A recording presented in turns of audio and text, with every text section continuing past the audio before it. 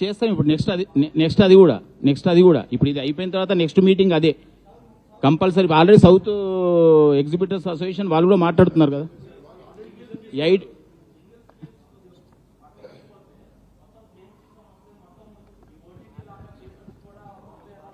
100% డౌటే లేదు.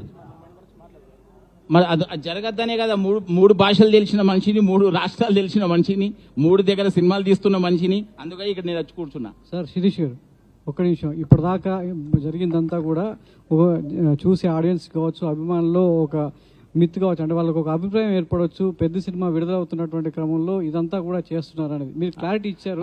అందుకనే మేమందరం చెప్తున్నది ఒకటే ఒక రిక్వెస్ట్, మన హీరోలు మంచి హీరోలు, మమ్మల్ని కాపాడుతున్న వాళ్ళు అందరినీ ఒక ప్రొడ్యూసర్లుగా, డిస్ట్రిబ్యూటర్లుగా అందరూ మంచి రిలేషన్తో నడుస్తున్న ఇండస్ట్రీ ఇది. ఇక్కడ ఎవరిని అంచడానికో ఎవరిని టార్గెట్ చేయడానికో చేయట్లేదు. ఇది బతుకు పోరాటం.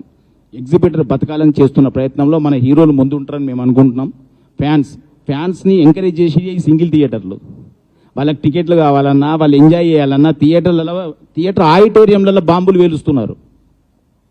ఎంత డ్యామేజ్ జరుగుతున్నా పాపం వాళ్ళు ఓర్చుకొని ఫ్యాన్స్ని అంత ఎంకరేజ్ చేస్తున్నారు. ఫ్యాన్స్ తప్పని ఎందుకు అనుకుంటారు?